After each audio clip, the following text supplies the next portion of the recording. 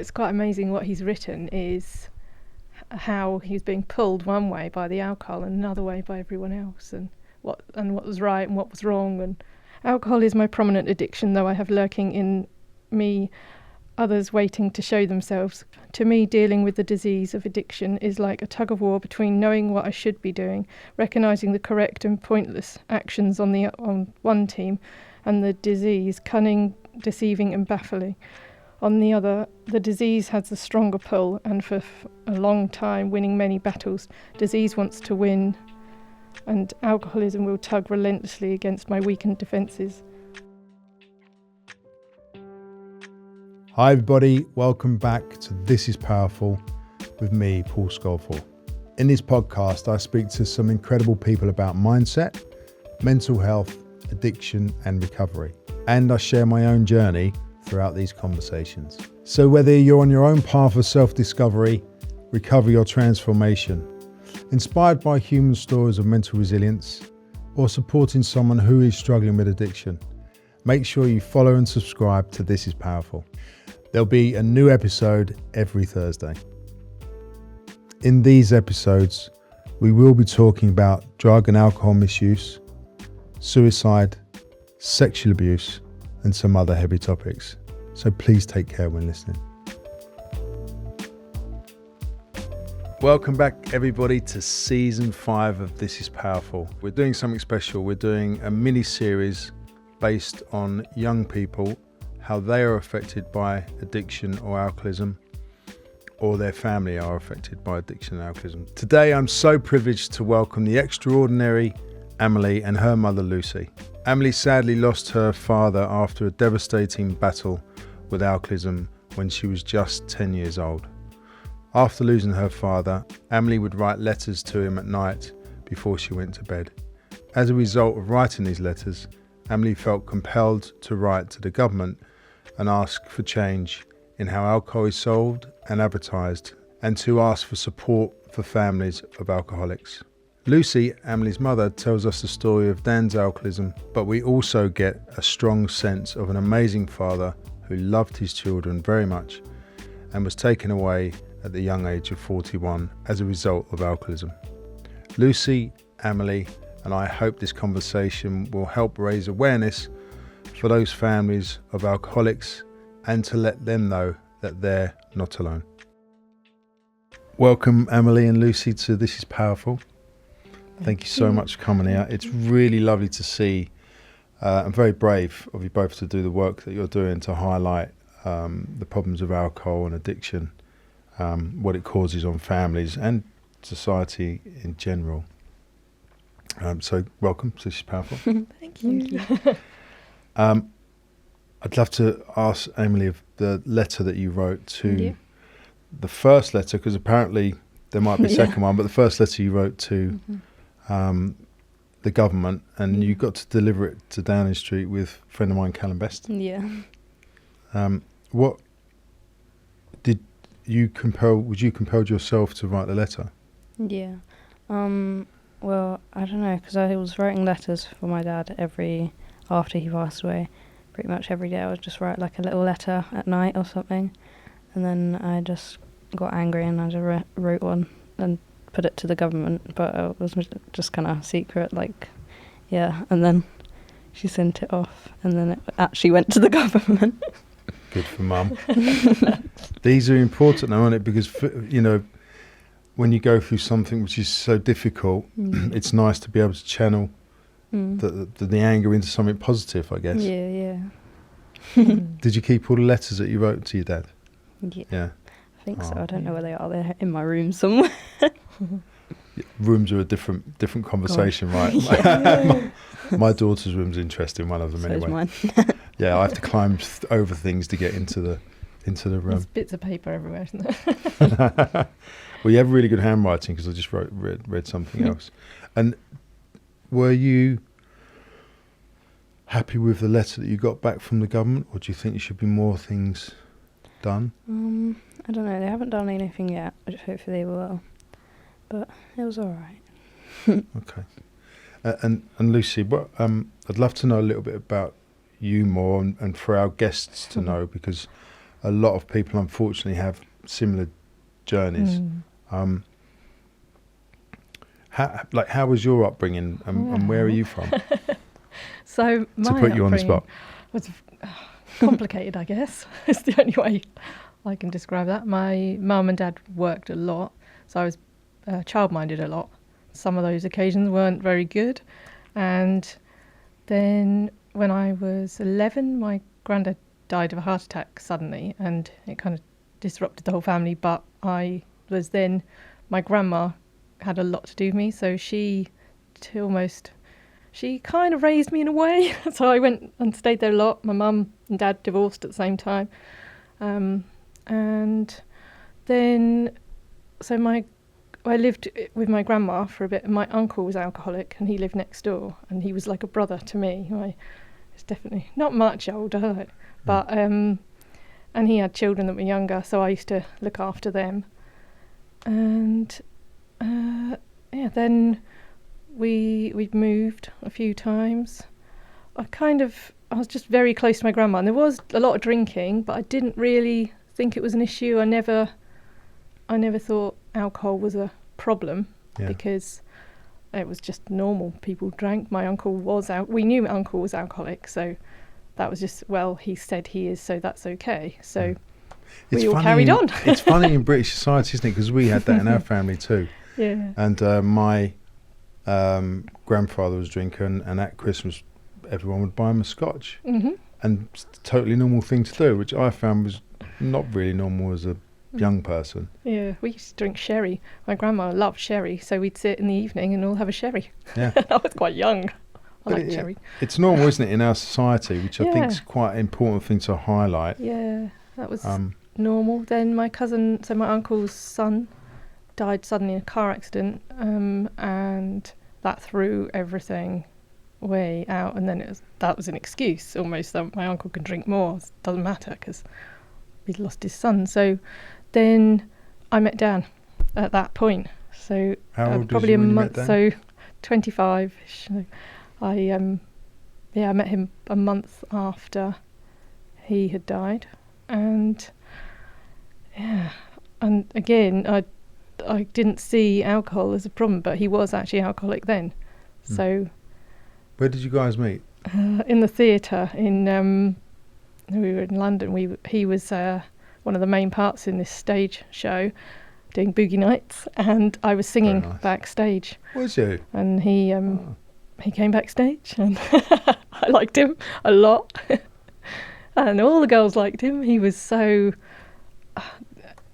funny, and he was doing stand-up comedy in the evenings, and then he'd obviously doing all the shows, and he was an actor, and he was just so full of life. Everybody and then we'd all go out, and he'd get bought a lot of drinks because that's what people did after the shows.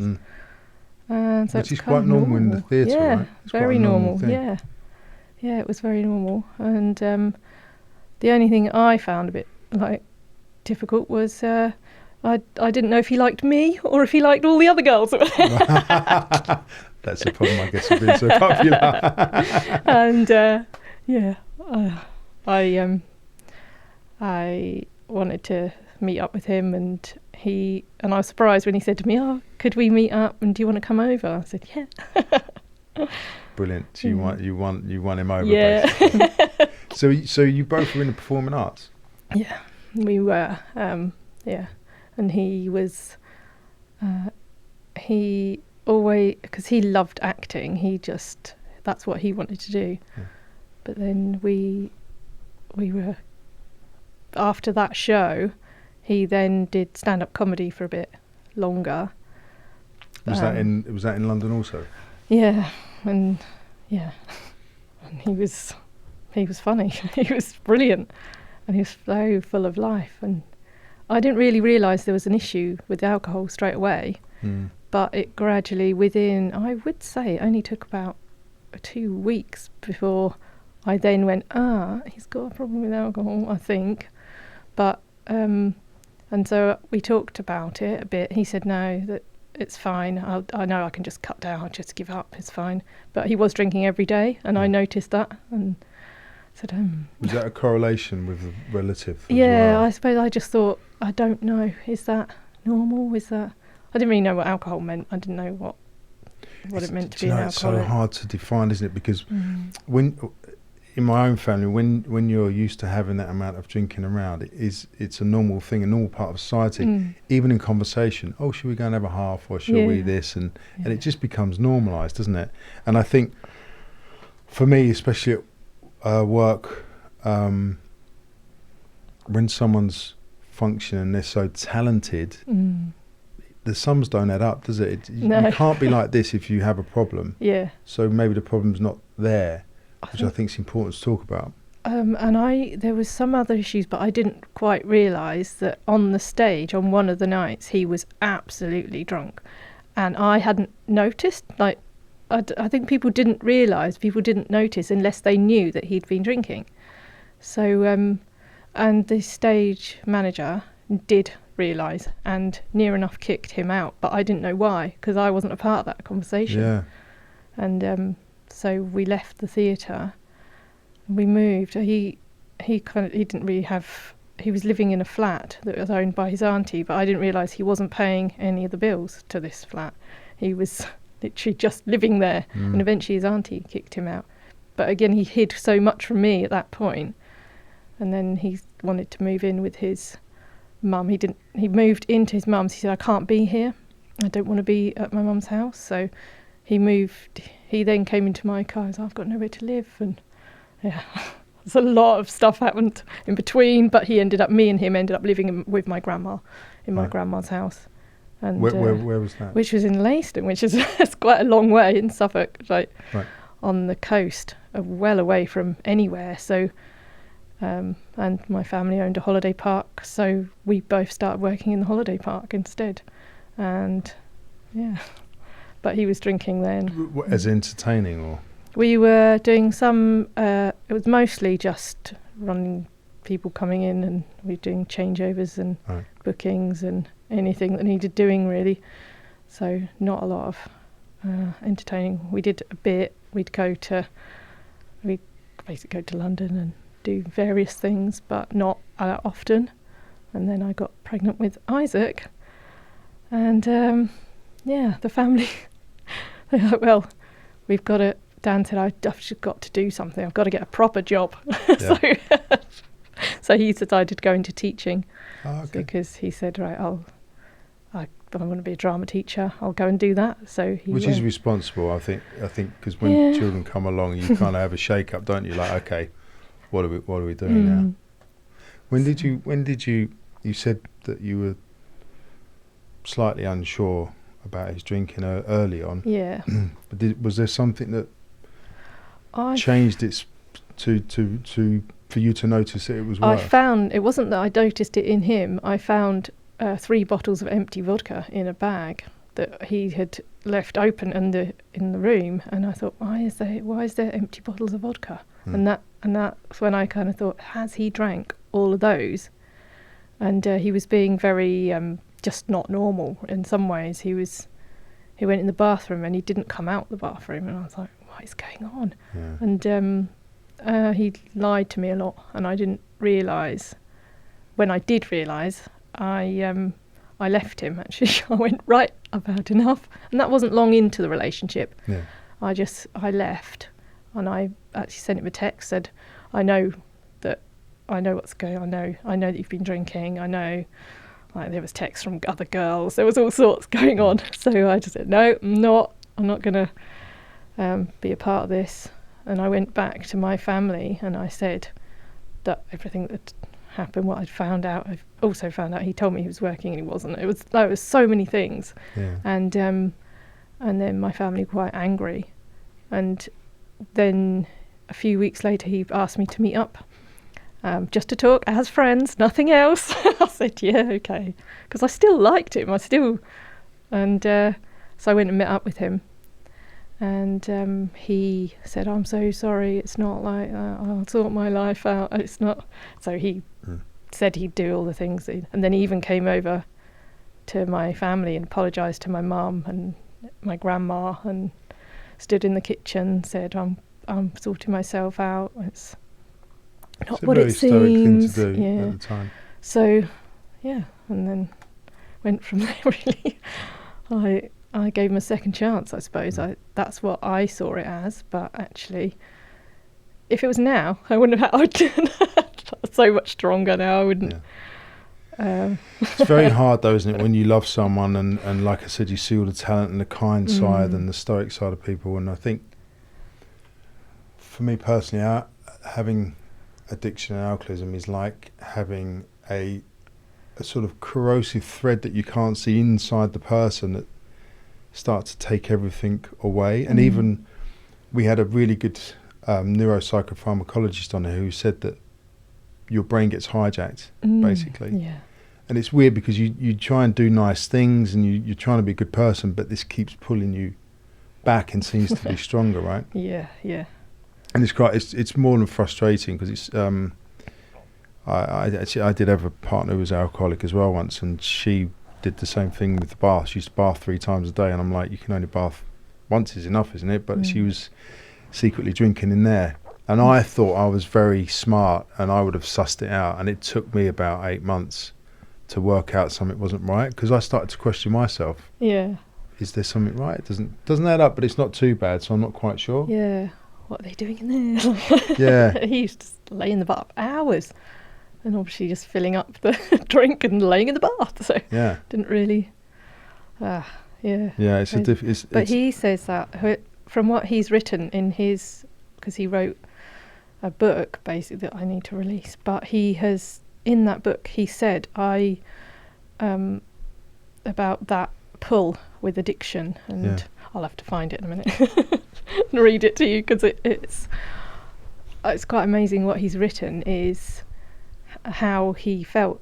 He was so torn between everything, and he was being pulled one way by the alcohol and another way by everyone else, and what was right and what was wrong. And wow, that's amazing. And when did he write this? He wrote this in 2016. Right. So he's talking about when he was 14 years old. He's talked about his childhood and skipping forward to 14 years old, the experiments with minor legal scale of drinking. On the way to youth club, I lied my arse off to my parents every Friday night, telling them that me and 3 other boys were walking up to this high school disco. That was true, but then we were going to get a lift home at about 9:30 by one of their dads. This was bullshit. We walked through Basildon town centre, which in hindsight was a dangerous place for such a scrawny young lad with such a heavy drinking atmosphere on a Friday night in town. Unless I've blocked this out too, we didn't witness fights or never felt threatened, but there was always an air of edginess on the journey home. It was during these walks that I had my first recollections of trying alcohol, or at least a couple of times with some of the boys who stole a couple of cans of small spirits, and we all felt very grown up. It had little or no effect on us, and it was all about bravado of getting pissed, and with none of the chemical buzz. He's a very good writer, isn't he? It's amazing. I find the bit that he said about his. Maybe this one, I don't know. Alcohol is my prominent addiction, though I have lurking in me others waiting to show themselves. Control, obsessive compulsive disorder.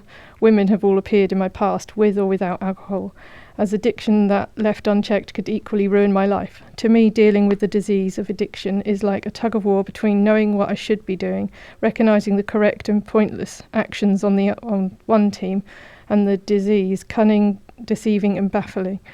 On the other, the disease has a stronger pull, and for a long time, winning many battles. Disease wants to win, and alcoholism will tug relentlessly against my weakened defences.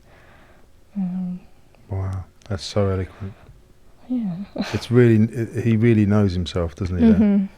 Yeah. I think that's really important to hear, because a lot of people who have addiction won't be able to say that so clearly. But that's really what happens. Yep. So my obsessions are often not instantly recognisable to me. Rather, they sneak up, grab me unaware, and progressively show themselves. Often seen as obsessions by other people, I notice myself the only person I can recognise with any of my addiction or relapse, specifically back in drinking, is how gradual the obsession starts, often before I even act on it. They say you've already planned your next relapse long before you pick up the next drug or drink. This applies to me. I often go through a period of unrest, feeling unsettled and unfulfilled. The disease, my moods become erratic until I give in to the obsession. That is so well written. That's so. That's amazing. But it's true, isn't it? It's like it's incredible because Dan's telling about his powerlessness, isn't he, over the addiction and how strong it is. Yeah. And then all bets are off. The obsession consumes my time and the energy, and often my money, and my behaviour will adjust. My behaviours will adjust themselves to obtain whatever it is I'm craving. Deceitfulness, lying, stealing, manipulating, acting in ways that go against my morals and values in society, or all out of obsession. When did Daniel ask for help first? It was, I think, when Isaac was quite young. I think he must have been about 2-ish. So I think we just had Amelie, and he said, he then admitted, he said, I need to get some help. I can't, because what he was doing is going to work, because at that point he was then teaching. Yeah. And he's coming home, and then he would drink wine or beer. And he would drink until he fell asleep on the sofa, and then I'd just be doing everything with the children and trying to keep everything normal as I could. But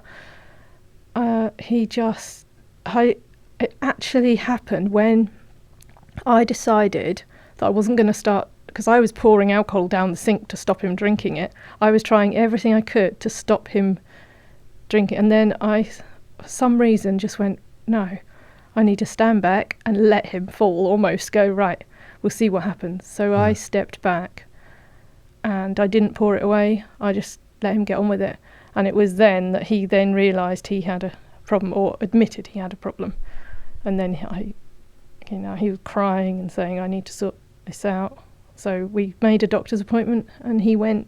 I didn't go with him, but he went to the doctor, and they said, you're not bad enough. They said, what are you drinking? And he said, obviously wine, beer, mostly wine.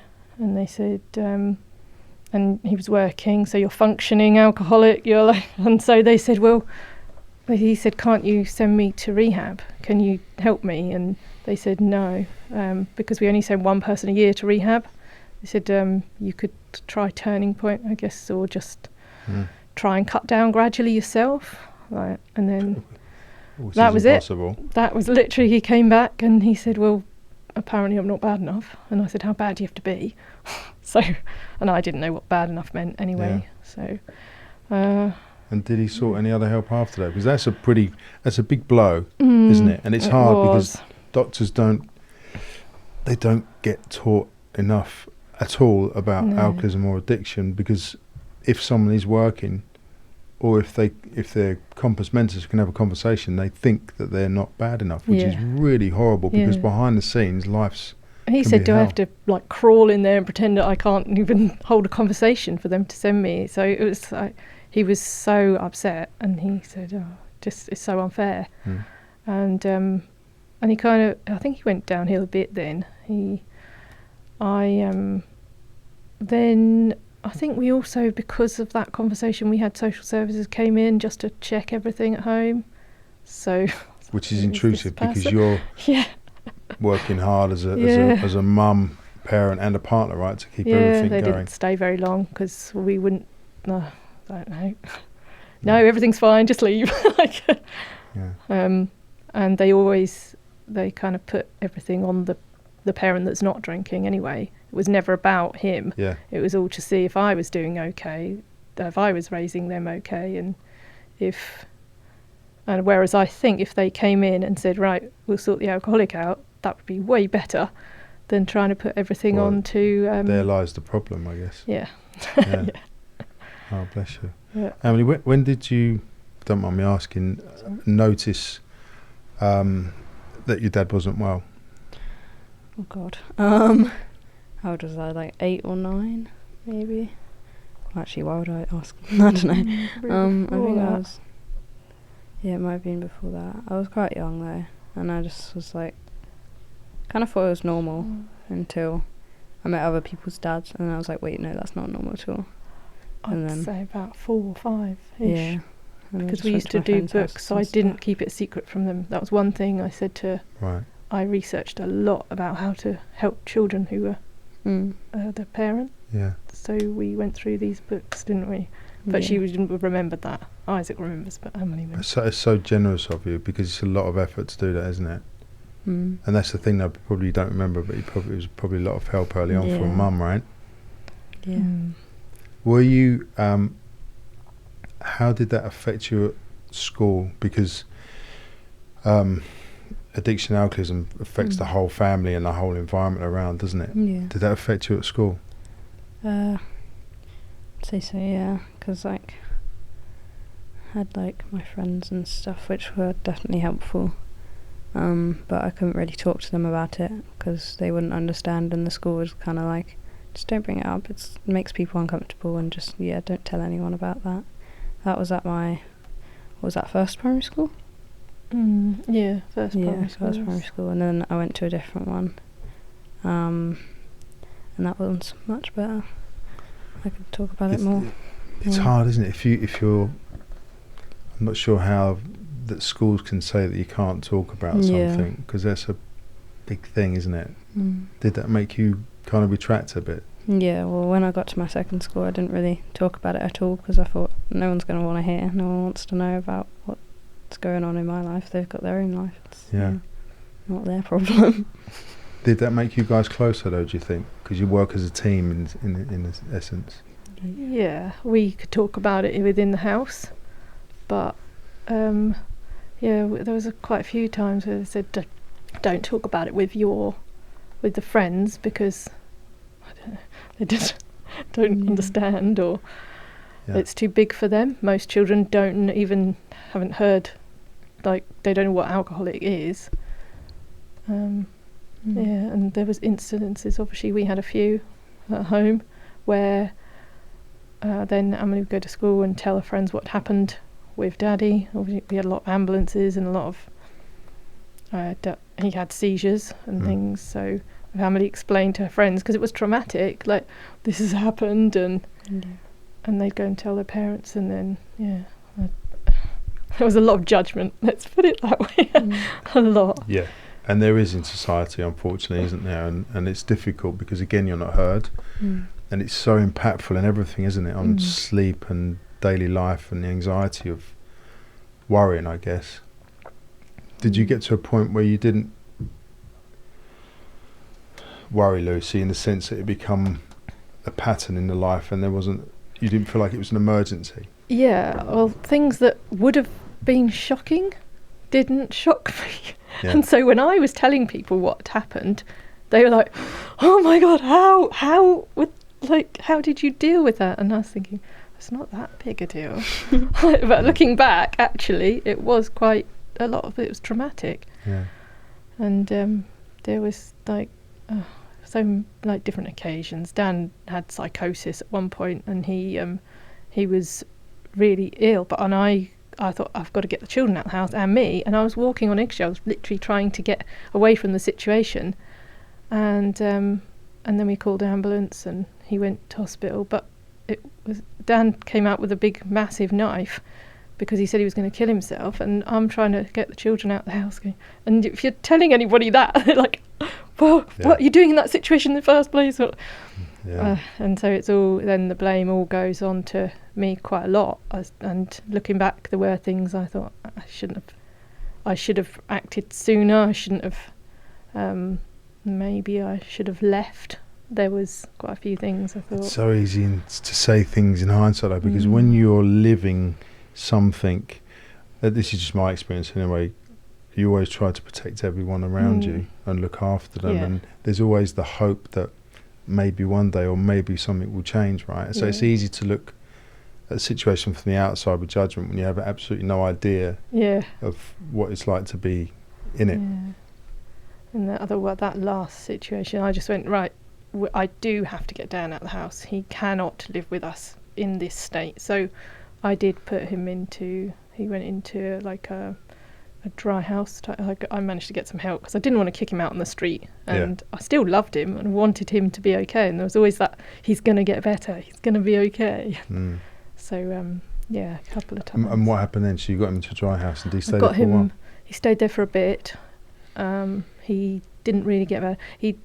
We had social services and everything involved at that point, which was horrendous because they just were, you're not doing this, you need to, he's not allowed to see the children unsupervised obviously, but you have to meet him in the park, places like that. They told him the same, you're not allowed to drink, then you can see your children. They were kind of playing us off against each other. I found that was quite bad. And then we met at the park and with the children, and I don't think how old Amelie might have been, 4 maybe. How was it?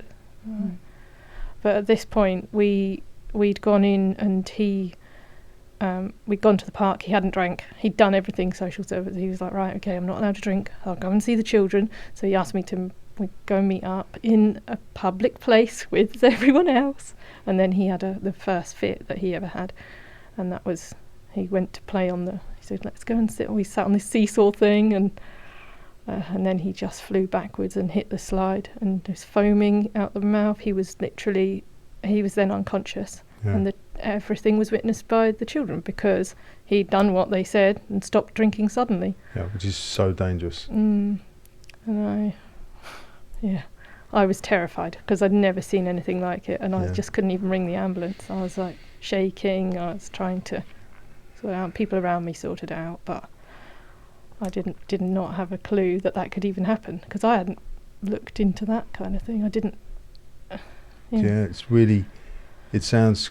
It's confusing for people, but it's very, very dangerous for someone to stop drinking immediately because of that, and they can die from that. Yeah. So detox is really important, isn't it? Or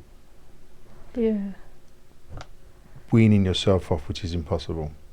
I think that was the first time we went into hospital. He broke his hip when he fell, so he shattered all the way down to his knee almost. So they put him on morphine and sent him out. He couldn't go back to the dry house because he couldn't get up the stairs. He couldn't stay there, so he moved in with me and the children again, and and I looked after him. But he got worse and worse because he couldn't then walk and eventually 6 weeks later I'd call an ambulance and beg them to take him back to hospital to replace his hip, and they did. They said, on the condition you do not drink ever again, we'll replace your hip. And that was the one of the surgeons said that. So he said, I'll never drink, I won't drink again, because he obviously didn't want to drink again. It was like, and I bet he meant it at the time. And it was on morphine, so he didn't. And he had his hip replaced. I went in, and the day after, and he was shaking, violently shaking in the bed. And I said, what's wrong with him? And he's anxious. It's inbuilt anxiety, and that's why he's shaking, even though he's not conscious. I was like, how is that possible? And that's when I thought, this is what he's trying to cover up with the alcohol all the time. And and then from there he ended up in rehab after that. That's when I was like, oh, that's what bad enough means, right? Got it. So then where did he go to rehab? To Portsmouth. Okay.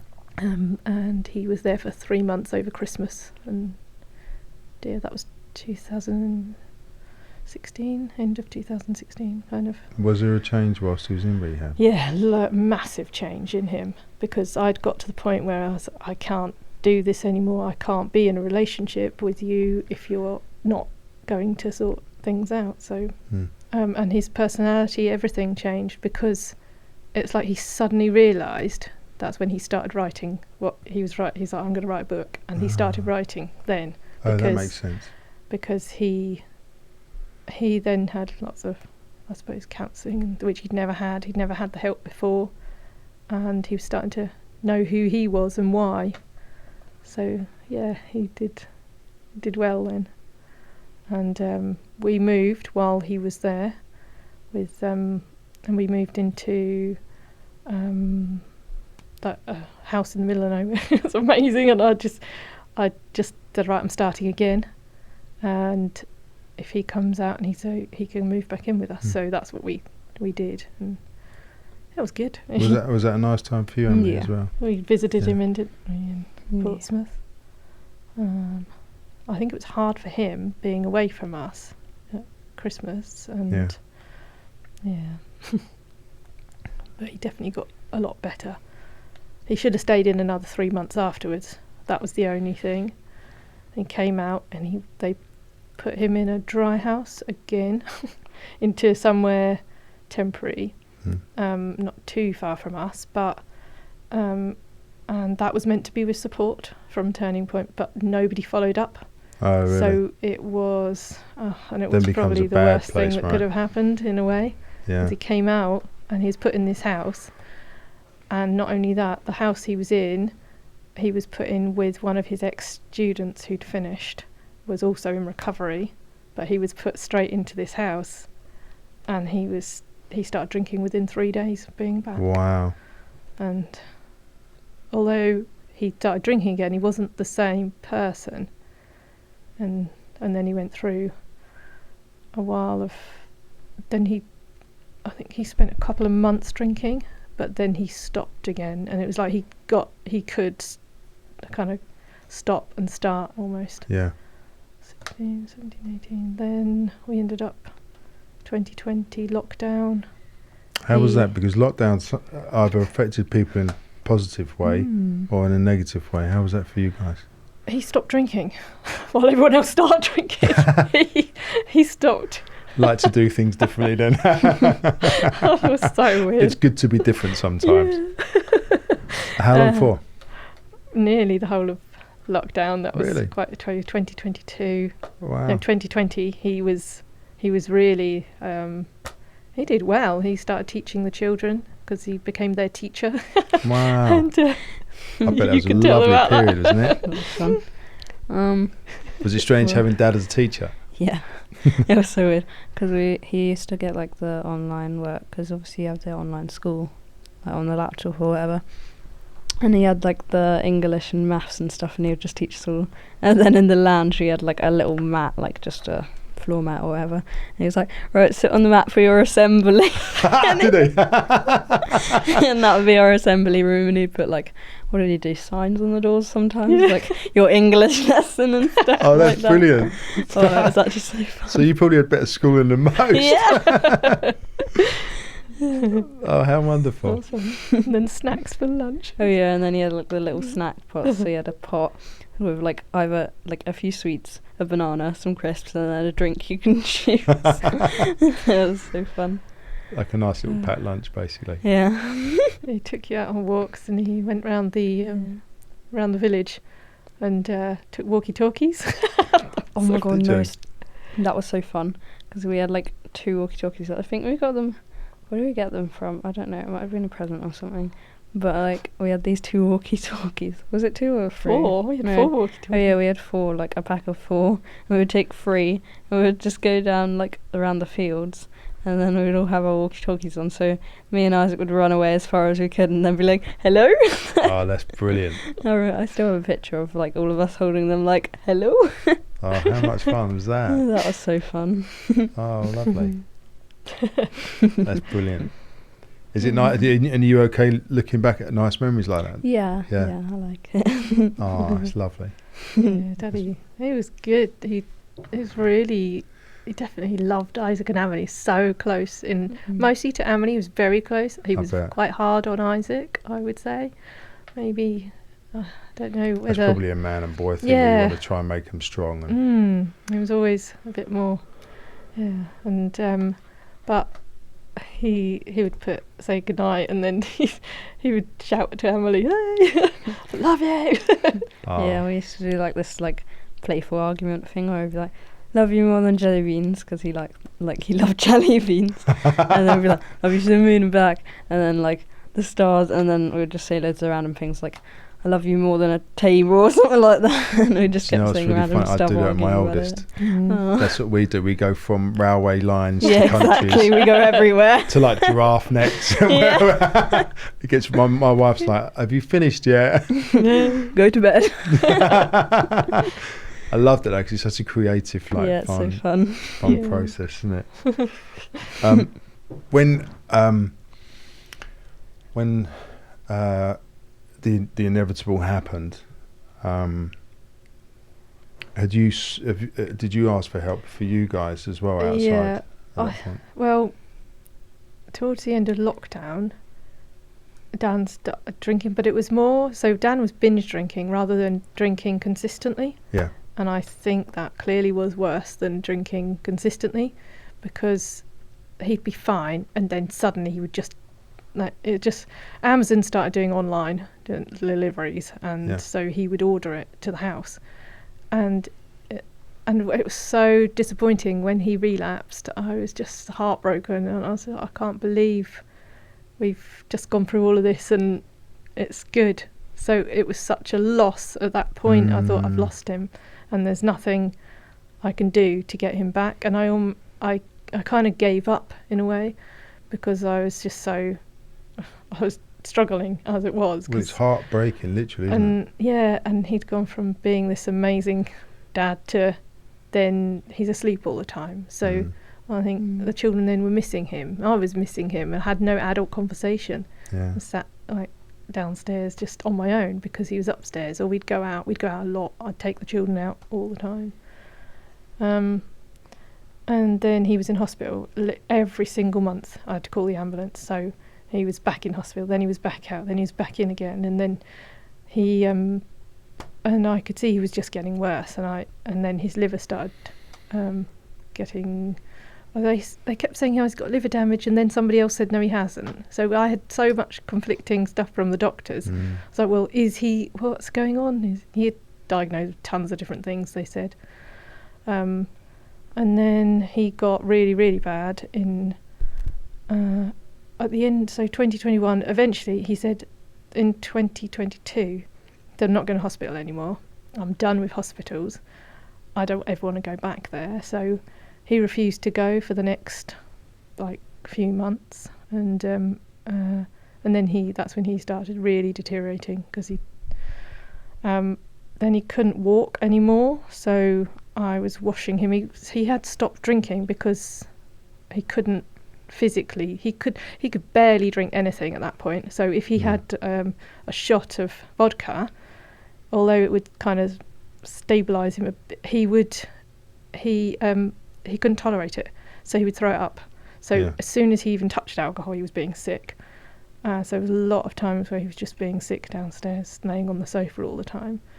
And it got to his birthday, which was January 2022, and I thought, he's made it to 41, okay. And he just looked so ill, and I thought, he's not, I don't know if he's got long. And that was when Isaac was saying to me, I think Isaac had said, how long's Daddy got left? And I said, I don't know. I said, just enjoy the time you've got with him, because we literally don't know, nothing. So, but the worse he got, I was asking for help from adult social care, because I was trying to help him wash, dress and everything. I literally, he really couldn't do anything. He should have been in hospital, but as he was refusing to go, I couldn't. He got stuck in the bath. He was like, I had to call the ambulance. They came out, they got him out of the bath, but he refused to go in. And they said, well, you're likely to fall and bleed to death, so if you don't go in. But he still said, no, I'm not going. Then adult social care were meant to come in. They hadn't. I needed somewhere for him to be that was like a disabled accommodation. I was trying desperately to get him into somewhere so that he could get looked after. I didn't know he could have gone into a hospice, but I wasn't told that till after he died. So we then found a disabled flat type, so it was ground floor, and then social services came in and they raised all the furniture and made it so that he could get in and out of the bedrooms. So I then was between the two houses trying to help him again, but I still didn't have any actual help coming to help Yeah. me sort him out. So I was taking them to school, driving over to him, which, because the closest place was 40 minutes, so it was literally, I was driving 40 minutes there, 40 minutes back, and back Wow. again at least 2-3 times a day, Bless you. trying to look after him. And then I was begging for a doctor's appointment. Finally, adult social care said we'll come in on the 19th, I think it was, they said, of September. And I said, so I was waiting for that date. Then I'd asked the doctors to see him, and they said we can't see him till the 16th. This was 2 weeks before, I think it was. And they said, oh, we can't see him for another 2 weeks because we're too busy. And I said, can you come to the house? They said no, bring him in on the 16th of August. So it was Isaac's birthday on the 9th of August, so I took Isaac over there for the very last time on the 9th, because he'd gone bright yellow at that point, and I thought he hasn't got long. So then eventually on the 16th, I could not wait for that day to come, because he said, I tell you what, I will go to the doctor, but I won't go to the hospital. Got him to the doctors, and they said they just took one look at him, did observations. They said, you've got to go to hospital because you've got decompensated liver failure, is what we think it is. So I was like, right, okay. Well, didn't Google it, thought better not. So they said, we'll call an ambulance. Called an ambulance. They said, we'll be 4 hours. So they said, if you wait here, the surgery will be shut by the time the ambulance comes. You'd be better off just driving him in. And he was like, I'm not going to hospital. And so then I sat with him. The doctor sat with him. And he started crying. I said, you've got to go to hospital, because if we come into your house, then we find you. What if we find you dead in there? Do you want your children to find you? And at that point he cried, and he said no. He said, you're right, I'll go into hospital. So I was like, so I got him in the car, we didn't speak, and we literally drove. I drove fast to get, I was like, one hospital was one way, one hospital. I was thinking, which hospital to go to? I got to that crossroad of like, right, okay. So we went to a hospital.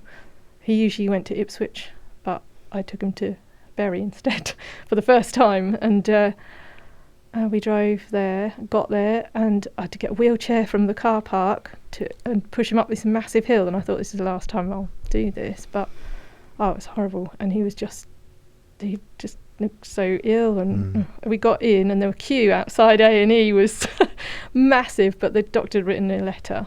Took that to but while we were waiting in the queue to be seen, this nurse came over. She said, follow me. Being that colour gets you fast tracked. Right. So Yeah. she took us straight into resus, I think it was, and it was silent. And I was thinking, it's so quiet. And they put a heart monitor on, which was being monitored by somewhere else. So it was still quiet, and then he was crying. I said, I'll stay with you, don't worry, I'm going to stay here, I'm not going to leave you, I'll be here. And with the kids at home at that point? Yeah, they were with my mum at that point, I think.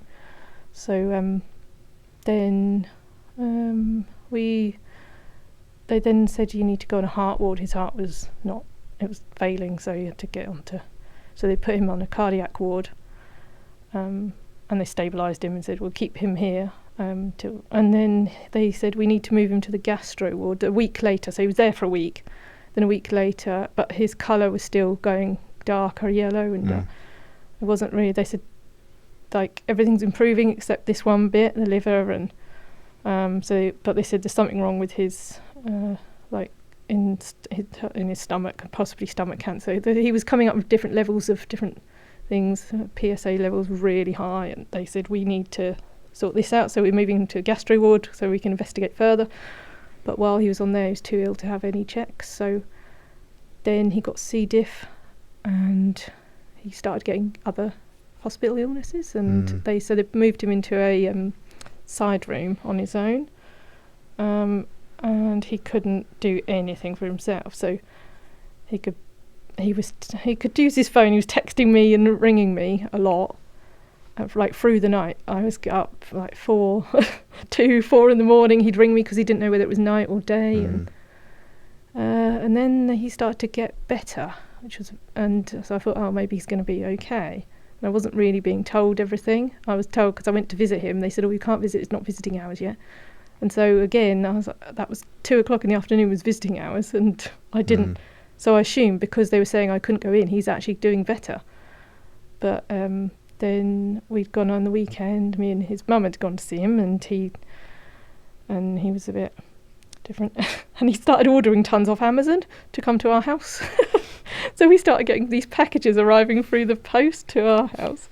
It was really bad. And then we got a puppy in the middle of it all. I don't know what we're doing. That's probably a nice little thing to have, actually. There you go. Children have a puppy. A It'll little make you happy feel bundle, better. yeah. To focus on. I hope you still have the puppy now. Yeah, we do. 3. Right. So, and then he sent us these blankets, and they were really colourful. Yeah, I remember them. All right. You have them. Well, thanks for the blanket. He said it's a unicorn, not blanket. And I was like, are you right? Wrong? Okay. And then, then he sent me a pot plant on the Sunday. It's really weird because so I got this plant at the door with a card saying, I know it's hard, but I love you. And so I was like, oh. And then I said I couldn't go on the Monday because I'd spent every day up there. I said I'll come on Tuesday because I've got to sort the children out.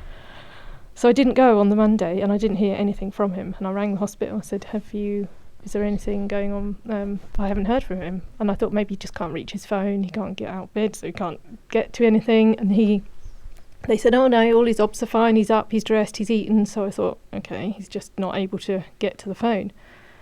They said, pretty much, don't worry, we're taking care of him. He's done this to himself. You don't have to do anything. Like, he would like that. And I thought, okay. But something was telling me to go up. I should have gone up. But I didn't go up. I waited. And the next day, I didn't sleep all night. I was awake all night that night. And then the next day, we were going out with a friend not far from the hospital to go to this horse place. Who was that? Horse riding for the first time ever. Yeah. Right, yeah. So I dropped her off at her friend's, and I was 5 minutes from the hospital, and they rang me and said, can you get to the hospital now and come straight to critical care? And so I was like, I didn't know what happened at that point, and I got there and I was like, where's critical care? And they kind of directed me, and I was shaky. I rang my mum. I was, can you come here? And they said, they put me in this side room, and I thought they said, a doctor will come and talk to you in a minute. And so I thought he's died and they're going to tell me he's dead. And I was thinking, what's happened? So they said, then they came and spoke to me and said, he deteriorated overnight, and we've had to ventilate him this morning. So we'll take you in to see him, but he is with all the tubes and everything. He's quite bad. So I went in. I was so shocked by everything I saw in there. I was like, wow, so much. They said he should be okay. We're just giving him, he couldn't breathe, so we're giving him that chance to give his body a rest so that we can breathe for him, and then he should start getting better. But so I didn't really know what to expect from that point. And family came up and joined me, and then they said he should be okay. We're going to wake him up in 2 days' time. So okay, so we were just up there, just sitting, waiting, really. And then that's the day that they came to wake him up. I went in, and they said we tried to wake him up, and he had a fit while on the ventilator, and unfortunately set all his care right back to the very beginning, and he's so unstable. And he bit through the breathing tube. We had to resuscitate him twice.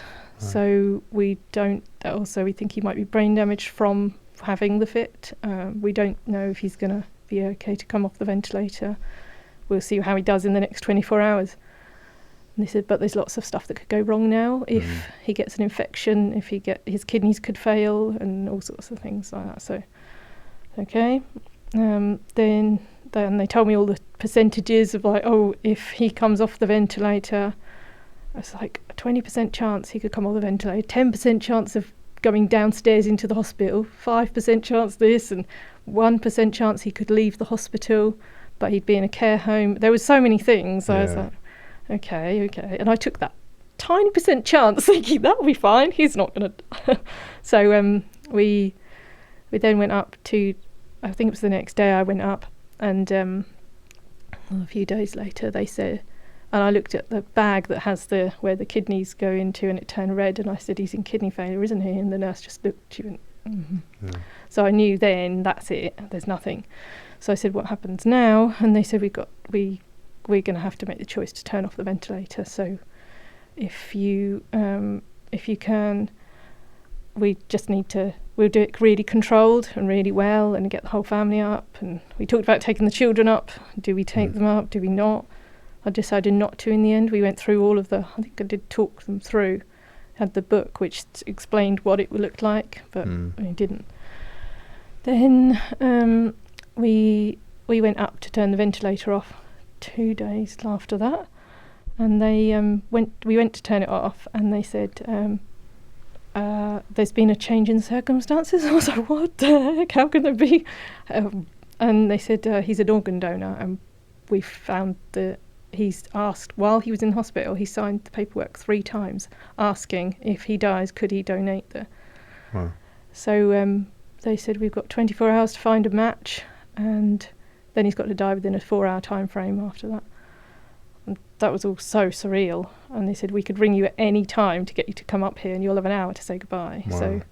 So I had my phone on me. I was waiting for it to ring the whole time, and did not sleep for those. I was awake the whole time waiting for that phone call.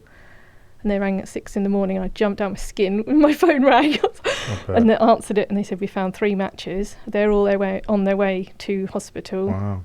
1 for his heart and 2 for his kidneys, because they put him on dialysis to sort his kidneys out. Yeah. And although for him they couldn't save him, they said, we can do it for someone else. And so they did that, and we rushed to the hospital. And I couldn't drive or anything. I'd driven everything up to that point. I couldn't do anything then. Exhausted. Yeah, Yeah. A friend drove me up there, and then we had an hour to say goodbye. And then they do a legacy walk where you walk through the corridor with, so they said even wheeling him through the corridor, if he could die any minute. So we really got to be careful and trying it. And he'd start, because they have to come off the some of the medicine and things. So they said he can probably still hear you, but he can't. Or she. Yeah, and he started to shake, and I was like, oh no, it's gonna fit. And then so I put my hand on his forehead, and I said, it's okay, I'm here. You're going for an operation, and I'm right next to you. And he's like, he seemed to calm. Yeah. And then he was fine. I said, I'm not gonna leave you. I'm still here. So holding his hand, and then they took the tube out, and then they played "Amazed by You" Lone Star on the way through, and he took his last breath at the end of the song.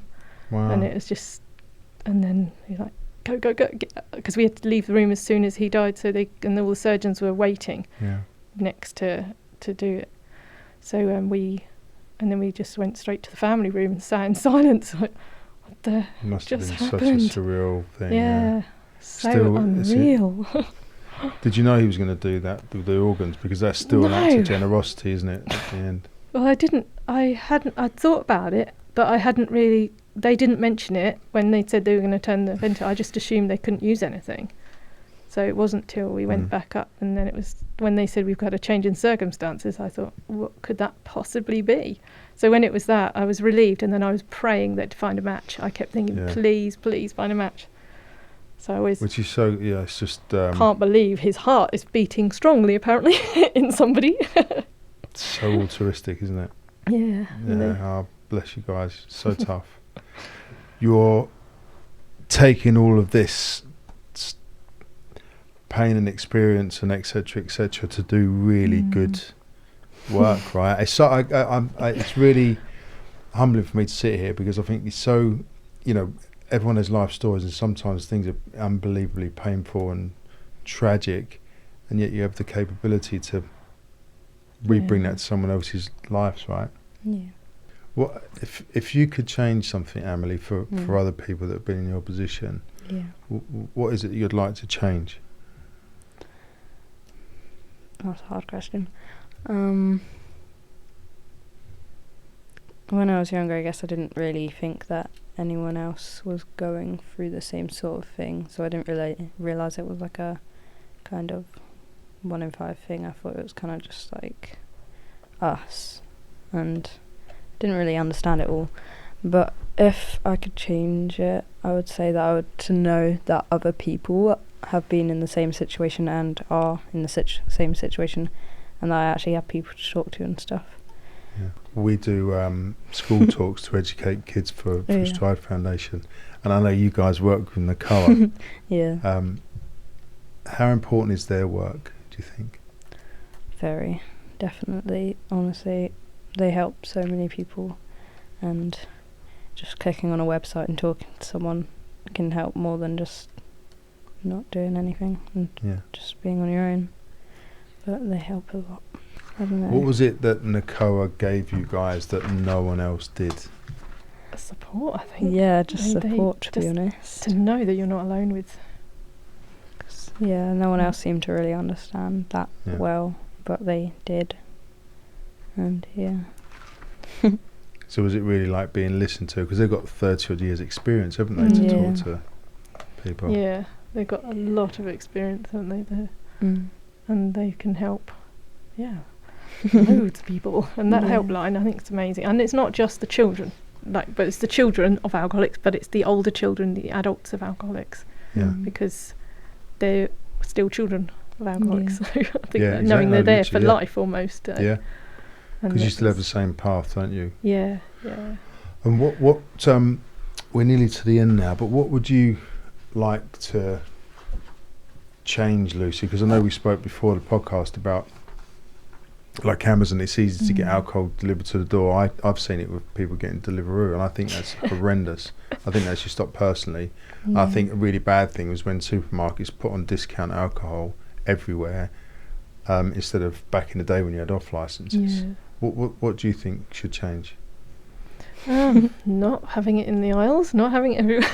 Definitely needs to go in its own shops. Yeah. I think that was a lot of Amelie's letter, was just trying to think about it so that they could help the children. And what Amelie was saying roughly in the letter was that she wanted there to be more support for those children that are affected, and not just the addict themselves. Yeah. And to not have the alcohol in your face everywhere, and that it would feel better if it wasn't everywhere. Which is brilliant to point out, because I think people take it for granted. But it is everywhere, isn't it? You see it, and now again we spoke about 0% alcohol, but it's still advertised. I think the letter they wrote back was when they said that they were going to help the addict themselves, but they haven't said about helping the family still. And asking for that to be reinstated from, because the families take all the burden, all the safeguarding, all the energy, doesn't it? So Amelie's written back to them, which in the letter she's written to ask for more. She said, thank you for saying you'll help the addict, that's great, but can you help? She said, I also asked you about alcohol advertising, and if we can take stronger steps like other countries do, such as alcohol moving into its own aisle, reducing adverts, or at least not advertising during the daytime and when children will be watching. I hope this can be part of our conversation too. So she's written quite a lot back to them. Yeah, good, well done. It'll be interesting to see. Good Morning Britain, the second I'd finished, the next advert was an alcohol advert of, I just literally finished talking about it with everyone on Good Morning Britain, and the next advert was just an alcohol advert and supporting it. Makes no sense, does it? Yeah. Was that strange for you to go with Callum and the others to number 10? Yeah, that was so weird. I didn't quite process it until after, and then I was like, I just went there. Were they good? Was they good in there? Who did you meet? Yeah, who did we meet? Rachel Reeves. There was quite a lot of people, to be fair, and then they had a cat called Larry. Oh yeah, was it cat, Larry? Yeah. Got to give him a treat and stroke him. Did you? Took a picture and everything. And then they just gave us a tour of the whole thing, basically. Oh, really cool.